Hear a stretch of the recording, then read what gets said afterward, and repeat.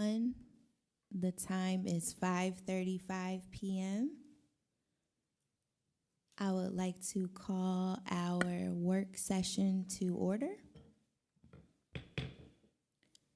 Mr. Parker, could you please call the roll? Yes. Ms. Daniels. Here.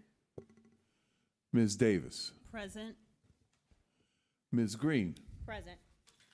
Mr. Jones. Here. Ms. Rawls. Present. Mr. Rodriguez. Present. Ms. Bowers. Present. Thank you. Just a few comments before we begin. The committee business for the Building and Housing Committee, the ARPA program status update was supposed to be delivered by Interim Director of the Department of Building and Housing, Ms. Martin Roberts. She's unable to attend this evening, so we will go over that. And the Community and Economic Development Committee Business Resolution 56 of 2024. The applicants have sought an extension, so we will look to provide an overview and receive Resolution 56 along with two other items sometime in November. So we will go over that. So to begin this evening, we will begin with the work of the Budget and Finance Committee. I will defer to our Budget and Finance Committee Chair, Vice President Green. Thank you, President Bowers. Good evening, everyone. For the Budget and Finance Committee, we'll be going over Resolution 60 of 2024. I believe we have Mr. McCutcheon here to go over that, so if you would like to come up, I'll read the resolution. Resolution 60 of 2024 is a resolution authorizing the City of Harrisburg to amend its professional service agreement with Meyer Dusu PC for the purpose of providing additional audit preparation services to the City of Harrisburg. If you wouldn't mind just giving us a brief overview and introducing yourself. Yes, don't mind at all. Good evening, everyone. Thank you, Vice President Green, Brian McCutcheon, Accounting Manager. This resolution is aimed at the request to expand the 2023 audit preparation services to be provided by Meyer Dussel. The idea is we're trying to jumpstart or fast track our catch up on our audit work within the city. Currently, we're in the draft. We do have a financial draft of the audited financial statements for 2022, and we're in the report phase. The pieces that will accompany the comprehensive report to be issued by our auditors and provided to the city's audit committee. So the timeline is to occur over the next several weeks, and my goal is to have that completed prior to the end of this month of October. But in the meantime, we've also implemented our preliminary audit early stages work for the 2023 audit, which includes Meyer Dussel doing what they have already contracted to do earlier this year, namely to provide audit preparation services, including the revenue and receivables components of the Neighborhood Services Fund. That's the trash utility piece, I should say, and liabilities associated with compensated absences and the city's OPEB or other post-employment benefits liability, and also the assets and liabilities associated with the pension plans. So this current resolution is an extra layer ask, again, to try to expedite our performance of the 2023 audit. It includes three main areas which are significant, which will help me concentrate on other areas to expedite. It's a liability component of the city, the workers' compensation liability. Also, the city's real estate tax receivables and revenue work papers. There's a receivable and a deferred section of that part of the audit. And lastly, the city still has, in effect, loans receivable that relate back to both the prior mayor's economic development program There's a portfolio of loan balances that are still outstanding, and some payments continue to materialize to pay down those loans. And then also on the federal side, building and housing development, through HUD funding, we have various homeowner-type loan improvement loans that involve both the CDBG funds from HUD and the Home Investment Partnerships program, which is also HUD funded. So those are the three main areas. Meyer-Dussel's original contract earlier this year, the total fee proposed or accepted was for $20,500. This particular request for these three main significant areas is to add an additional $9,750 to the total audit prep assistance fee. That would bring the total to $30,250 for the 2023 audit preparation. Those are the main pieces to that.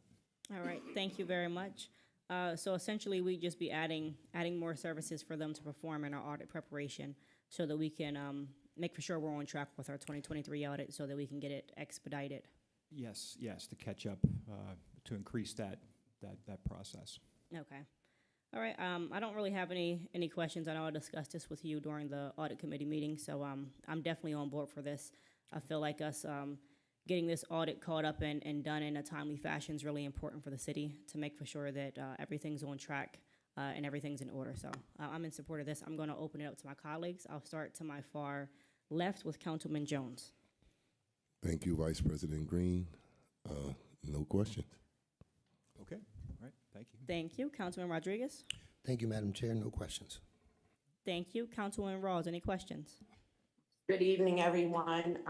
No, I don't have any questions. Thank you. President Bowers, any questions? No questions. Thank you. Thank you. Councilman Davis, any questions? Thank you, Vice President Green. No, I trust your judgment and operation with this, so no questions. Thank you, and I meant to say Councilwoman Davis, so excuse me. And Councilwoman Daniels, any questions? Thank you. No further questions from us. Thank you for the presentation. I look forward to getting this audit completed, so. Okay. Thank yes, likewise, thank you, Vice President Green, and I appreciate the consideration on this to all you city council members. Thank you very much. Thank you. I'm going to recommend this move to our next legislative agenda.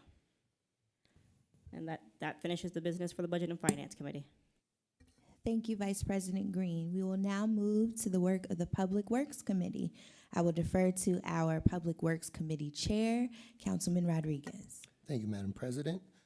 Today in the Public Works Committee, we're discussing two resolutions. Mr. Parker, do you mind reading Resolution 61-2024 into the record, please? Certainly. Resolution 61 of 2024, a resolution authorizing the submission of a Dauphin County local share municipal grant application of up to $300,000 to fund the purchase and installation of a new salt dome for the Public Works facility.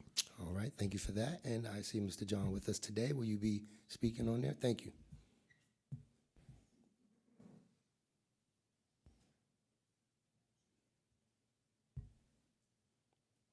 Mr. John, please pull the mic close to you when you speak. It's great to see you as always. If you want to give us a rundown of Resolution 61, please. Yes, good evening, Good evening. President and everyone. So we are in need of a new salt dome. The one that we have now is too small for the city of Harrisburg for our application. So after going through a few storms, realized that the salt dome that we presently have will only hold salt enough for possibly 2 storms. And as we went through the storms that we went through last year, they were so close that sometimes getting salt in from the delivery from the contractors was a little scarce because if the snowstorms are hitting all of the counties all at one time, it's hard for them to deliver to us as well. So to purchase a new salt dome, it would give us about 4 storms worth of salt, which in turn can keep us that we're safe, that we know we have enough salt to cover the storms. And I believe this is why, not I believe, but this is why we're asking with the grant application for the grant funds, and also we'll use our, if we don't get the full amount through the grant, we will use our liquid fuels dollars through the state to complete the purchase. All right, thank you for that. And also with everything going on with the strike, it's uncertain when, you know, bad storm come in, we'll be uncertain. So that would definitely be a good move. I actually, Mr. Jackson sent over some photos I shared with council, so they're aware of like the current condition. Yes. How much of a hazard or how hard does it make the salt to work with when the salt gets saturated or wet before? So the salt is very hard. Yeah. Once it gets wet, we actually have to take our heavy equipment to break it up, and then in turn, once we load that into our trucks, there are spreaders on the back of our trucks, and if there's chunks there, it could cause mechanical damage to our spreaders, so keeping it dry is... And potentially to someone's vehicle if it's... Absolutely. Okay. Absolutely, So yes, it makes more potentially. work if not handled Yes, it correctly does. and stored. Okay. Yes. Well, I have no further questions. I think it's a no-brainer. And the municipal grant for the gaming funds, it does cover that infrastructure Yes. part? Yes. Okay, awesome, awesome. I have none, but I will start on my far end, on the far right, with Councilwoman Shemaine. I don't have any questions, thank you. All right, thank you. Councilwoman Davis. No questions. All right, Madam Vice President. I don't have any questions, thank you. Madam President. I don't have any questions. Thank you. Councilwoman Rawls. No, I don't have any questions. Thank you. Thank you. Councilman Jones. So, no questions. I think it's a great idea, and I definitely move to put Resolution 61 of 2024 on our next legislative session. Moving forward, Resolution 62 of 2024. Mr. Parker, can you please read Resolution 62 of 2024 into the record, please? Yes. Resolution 62 of 2024.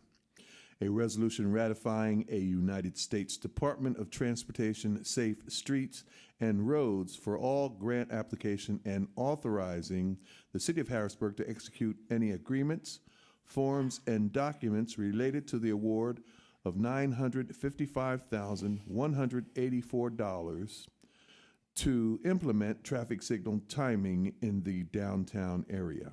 Thank you for that, Engineer. Thank you. Can you please shed a little bit of light on Resolution 62 and just the components within? Sure. Thank you. So this project came about as part of our initial Vision Zero plan for the city of Harrisburg. Just to kind of rehash what the Vision Zero plan was. Basically, it's a data-driven program. Kind of looks at the high entry network through the city, and you could start to see patterns and kind of clusters of incidences that kind of dictate where the projects come about. This project was one that we could kind of see a large kind of cluster of incidents in the downtown area. As we kind of looked more into it, it was a lot of pedestrian incidents, and it makes sense. Downtown's pretty desirable for pedestrians. There's a lot of businesses, restaurants. We have Riverfront Park. And some of these, like the pedestrian signals, say like at Walnut Street, where both crosswalks activate at the same time, go down one block, only one does it at the same, at once. And further on, some of them require a push button. It's really confusing. Part of this project would be to kind of make everything uniform for the pedestrians, and then for the signals themselves. Some of them don't have emergency vehicle preemption. It makes it very difficult for emergency vehicles to remember which signals have this preemption. So they're expecting it to turn green and it stays red. It could cause an incident. And there's also room to improve our traffic signal timing throughout this 25 intersection cluster to kind of improve the traffic flow, which would also reduce any further incidences with speeding and pedestrians. Thank you for that. Vision Zero mitigation or to minimize pedestrian cyclist deaths. Do you feel, just in your opinion, there are perhaps other parts of the city where there are a bit more higher rates of vehicular deaths taking place? Yes, and that's one of the reasons that when we do this, it's all data driven. So it's not like we kind of pick and choose what we want to do. We take the highest number of incidences, try to attack that problem first, and then move further down the line. So I agree. It might not seem like it's. I would say 15th and Her should have been like the first, places like that where it's so traditionally happening. Right. What were the metrics or data that we were looking for when we thought of just like the downtown area for this? It was based on the available traffic data. It's just.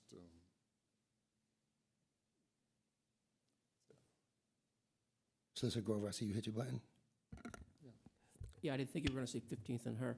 I thought you were going to say Cameron Street. Well, that's right. owned by the state, so hopefully they'll chip in if that's the case. Yeah, they've actually declined us doing a Ain't that traffic funny? study up on there, which has made it very frustrating. Very coincidental.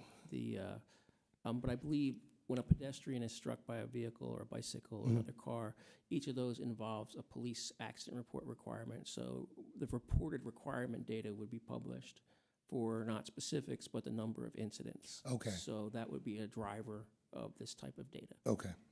I don't know how far behind they are when they get to their report. I don't know if it's once a year. I don't know how quickly they get the data out there. Okay. How far of a radius will this nearly $1 million cover? It'll be a 25 intersection radius. Okay. Do you know the stretch from to? It'd be, if I can recall, it's from like, say, from 83 to almost Forster, then front to 7th. Okay. All right. Thank you. No further questions for myself, but I will pass it along to my colleagues. Councilman Jones.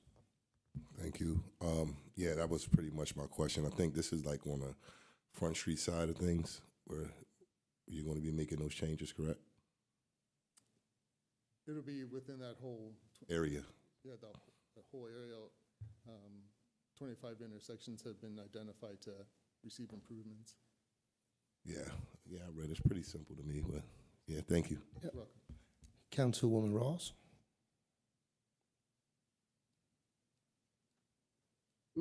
No questions, thank you. Thank you. Madam President. I don't have any questions. Thank you. Madam Vice President. I don't have any questions regarding this. Thank you. Councilwoman Davis. Thank you, Councilman Rodriguez. I do have a couple questions. So it was determined that the radius from Forster Street from 83 to Forster, and then from front to, 7th. oh, from front to 7th, okay. So these lights need to have this new technology attached to them. It could be, some of the lights might be able to be reused. Some don't have the emergency vehicle preemption, so Okay. it'd require reinstall. Some of the pedestrian push button signal timing, that might have to be replaced as well. It depends on which intersection. I would think that some of the intersections on Cameron Street would be considered because of the accidents on Cameron Street over the years, and many people who have gotten killed down there on Cameron Street, Cameron and Market, Cameron and Paxton.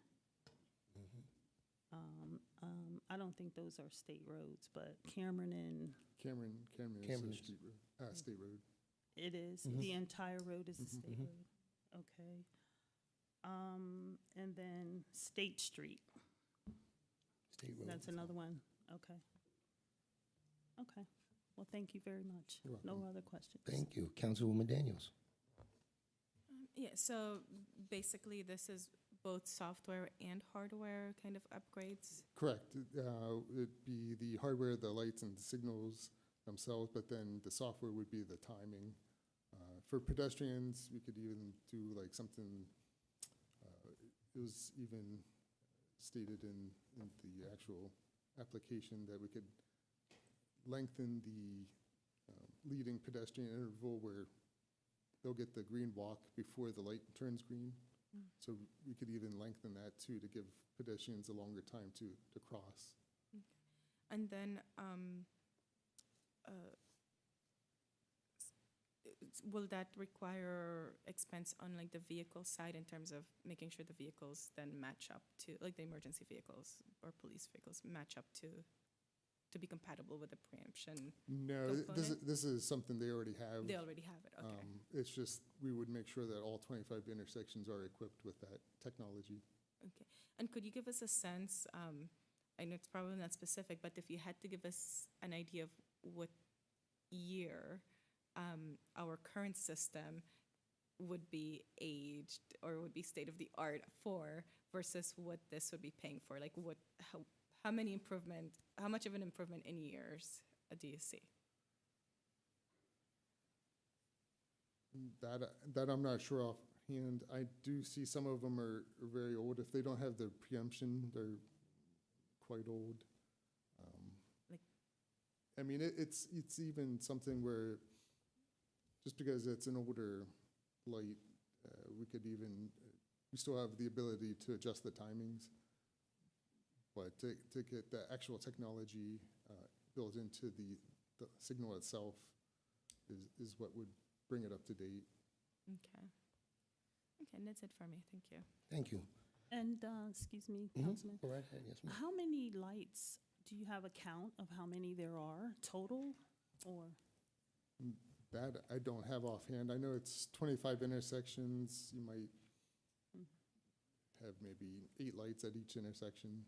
Oh, okay. So each intersection or each light is going to, So each intersection would have like, if it's a two-way, it would have maybe 2 lights on each crossroad. right, Yeah. okay. So they're all going to get the same technology. Correct. So this price here of $955,184 is going to pretty much be spread out over 25 lights, 25 intersections. 25 intersections. Okay. Yeah. Thank you. So That's- quick math would be 200 lights mhm. plus pedestrian improvements as well.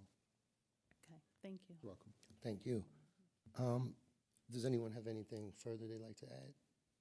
Hearing none, I would like to add Resolution 62 of 2024 to our next legislative session, but also I'd like to go on the record and say everything you were saying as far as the safety and the need, I agree with, but I also agree on it being citywide.